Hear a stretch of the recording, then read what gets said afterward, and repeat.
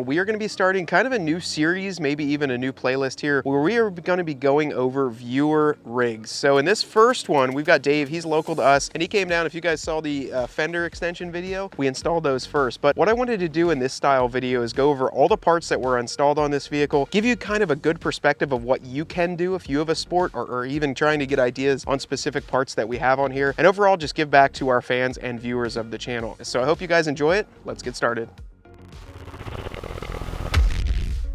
So to start off with, we're going to go over the window sticker specs. So this is a 2018 Jeep Wrangler JL Sport S. So this is a Sport S in the ocean blue color. Now underneath the hood is the 2.0 liter turbo, backed up with the 8-speed automatic, and in 2018 they had the 2-liter e-torque. So that's what this specific vehicle has. Stock gearing in this, I believe, is a 345, and that hasn't changed yet because he is planning on doing bigger axles. I gotta say, overall for a 2018, the paint is perfect. That probably has something to do with the fact that Dave is a detailer, so this one is really cleaned up, and obviously that ocean blue, I really wish they would have kept that. So when this Jeep first rolled up, it looked very, very familiar to me, and that's because a lot of this going on the front end is what I was running on my personal Hemi JL back when I had it. So this is the ARB front stubby bumper, and then he's got this backed up with a Warn VR Evo 10S. So this is a 10,000 pound synthetic winch. This is the new Warn series, which I've run on a ton of my rigs. And then lighting, of course, he's got our sponsor here, Diode Dynamics. These are the SSC2, and I believe the fog light pattern on here as well. So overall, a super crisp looking light, and I love with this bumper, ARB does include these brackets to install basically as big of a light as you want, but I think the SSC2s look perfect on here as well. We do have a Factor 55 flat link, the Warn Haas fairlead up front, and then we got some D-rings too here as well. Dave mentioned that underneath he might design or kind of install a sort of skid plate. That's the only problem I ran into with the ARB. It leaves it a little bit more opening underneath with those frame horn sections, but we'll see if we can figure something out in the future. A lot of cool stuff going on the front end, and then we back that up with a nice set of Oracle's LED headlights on the front here too. So these do have the daytime running light ring around them, and they are a great replacement for those halogen lights. All right guys, so moving right along to the side, these fenders were upgraded. So if you buy a Sport S, you buy a Sahara, anything besides the Rubicon, you do get the lower fender flares. A great way to get some clearance and achieve being able to run a larger tire size is to upgrade to the Rubicon fender flares. These are those. They are in just the black plastic with the halogen lights up front, but then we recently actually installed these Xtreme Recon fender flare extensions on there. So if you haven't checked that video out, be sure to check that out as well. I think it's a great way to throw in that modern 2021 plus Xtreme Recon extension, and you can do it real simple for less than $100. So this looks really clean, and I think it makes it look a lot more aggressive. As far as wheels and tires, you can see we have the Rocktrix wheels, which I've installed on a lot of builds. They are a great budget wheel, and they hold up really well. This Jeep is wheeled, so you can see there's rash around the ring, and it doesn't skip a beat. They're holding up great, and they just look clean for the price point. On tires, we have a mud train. This is Yokohama Geolander in a 35 12.5 17. With this lift kit, it gives you a ton of clearance up here as well, and even in the back, we've got a plenty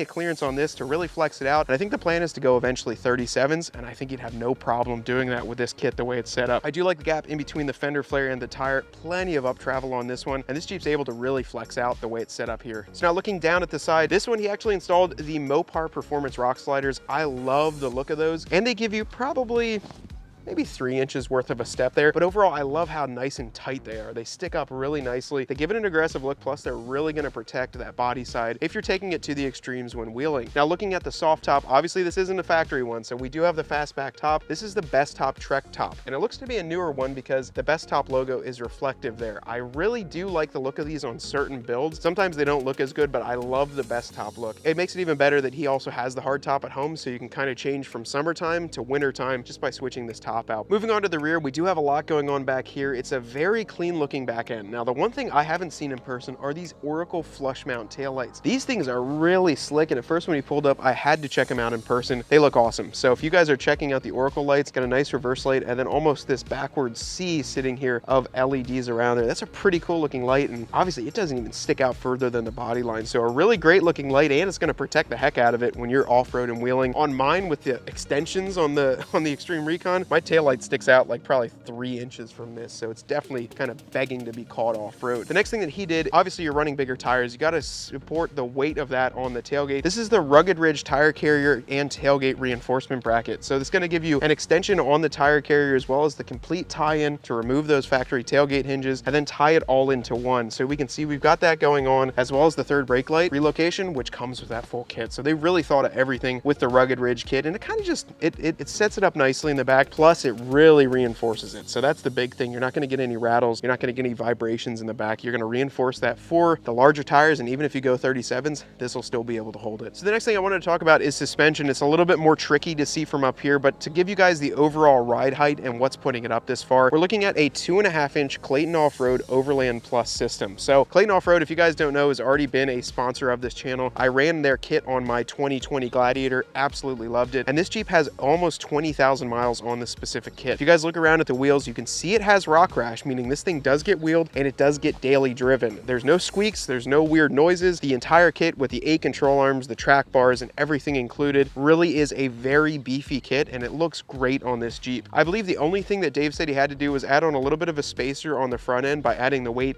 of the winch and all the other skid plates that are going on underneath. When you guys do that, it does add weight to the vehicles. Next thing I wanted to go over is the skid plates underneath. He has this thing set up and ready to go for anything off-road. So skid plates underneath are a big thing, and with the 2-liter, like Dave mentioned, the oil pan is open and exposed, so he solved that by putting the Mountain Off-Road front engine skid plate, the transfer case skid plate, and the transmission skid plate. So all that underneath is by Mountain Off-Road. The front diff is protected by a Rancho skid plate, and then the rear is the Rough Country. Now I know Dave said he doesn't typically run Rough Country, but in the back of that was one of the only rear diff skids available. So I looked underneath, it's a pretty beefy skid as well, so it's definitely going to protect that diff cover and the underside of that rear differential from getting too beat up. I also saw another cool thing on the rear. The lower shock mounts as well as the lower control mounts do hang low on this, so Rusty's makes a really cool bolt-on kit that he got powder coated and installed those as well. There's a lot of skid plates under these things, so when you get this off-road, this is definitely protected. Now looking at the interior, there's a few things that were done in here. The first one I noticed, there was a nice set of floor mats installed. I saw the rear cargo mat as well, but the biggest thing is, another sponsor of ours is the bullet point mounts. So he's actually got a nice set of bullet point mounts, one for his iPad and then 2 magnetic mounts for both phones for him and his girlfriend sitting here. So that's really cool setup, and I gotta tell you, I'm a huge fan of it. But as he pulled up, I kept seeing all the sponsors of the channel. So Diode, we've got Diode, Bullet Point, and Clayton. So he's repping all the brands that I know and trust, which is really cool to see. That's a great looking mount, but then there's also kind of a neat surprise in the back, so we got to check that out as well. So let's open up the tailgate and check it out.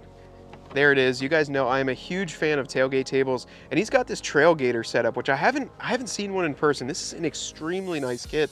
The first thing I did notice and I really liked is that this back end mount actually comes all the way to this piece. So you pull the entire plastic panel out and it is completely replaced by this, which is powder coated, and then this is either stainless or aluminum here.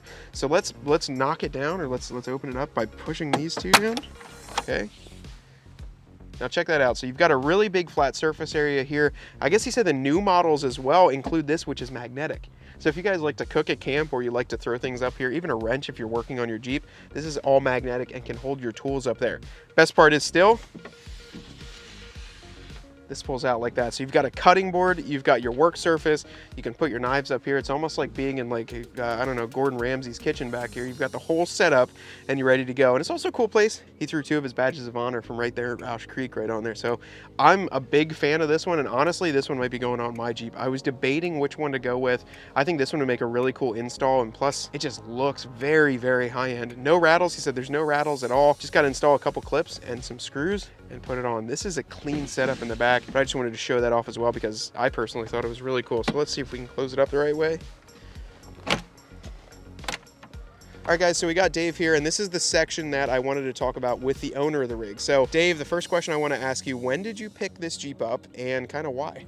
I picked it up 2 years ago, actually. It was October 2 years ago. I had a lifted Xterra before and went to some Audis in between, and I just missed the ability to get out in the woods, go off-road, and take it places that I wanted to go. And so I started looking around and figuring that a Jeep would be the best thing to do that. So decided to pick this up. I was looking at some JKs originally, and wasn't really considering the JL at first just due to pricing difference, and happened to have stumbled upon a dealer that had this one in stock, and it was the same price as the JK that I was looking at. So it's kind of a no-brainer. Took it for a drive and was super happy, super impressed with the overall update of just the whole interior of it and that kind of thing. So made that purchase that night and brought it home. Yeah, it's kind of a cool thing too. Like I always tell people, like the JK versus the JL, it is like night and day when you get inside, like all the features and the creature comforts too. So like if it's close in price, like if you guys are looking at home between a JK and JL, I mean, you can say you'd probably go with the JL. Absolutely. The next thing I want to ask you, so your favorite show, what's one show or like event that kind of like stood out to you that you took this to?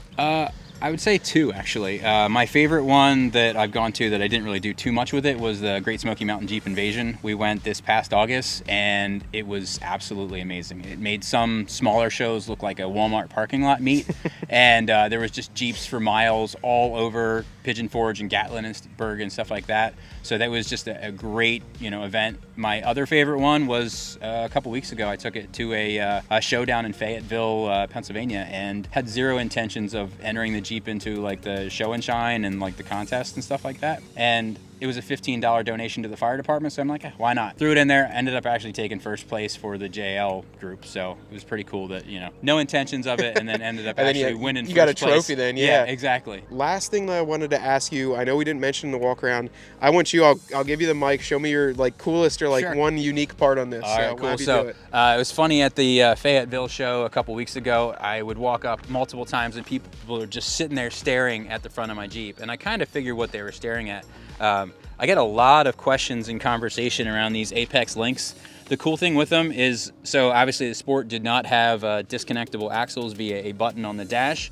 So rather than actually taking the time to disconnect it, I literally can go like this, and now this side is unlocked. It takes seconds to unlock, and then I do the same thing on the other side, and then I'm ready to go wheeling and not have to worry about it. And the cool thing, when you're done, you just flip it back to a locked position. Even if it's not seated all the way at the bottom, as soon as it hits the bottom, it'll lock.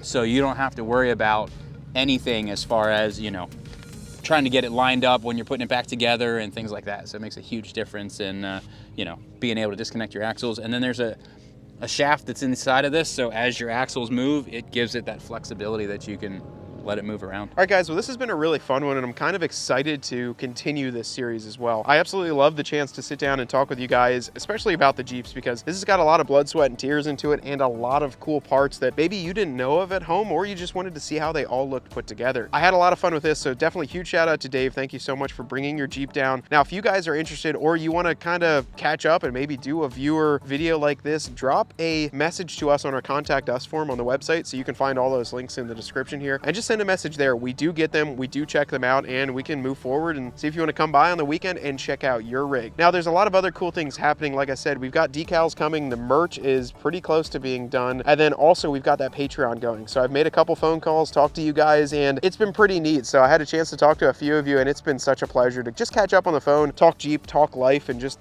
catch up in general. But I'm really excited for the future of this, and this is just a cool start to this side of the channel where we can show off and spotlight a lot of the cool things that were installed on your rigs at home. Until next time though, I'm Matt with Dirt Road Cred. Get out there and earn yours.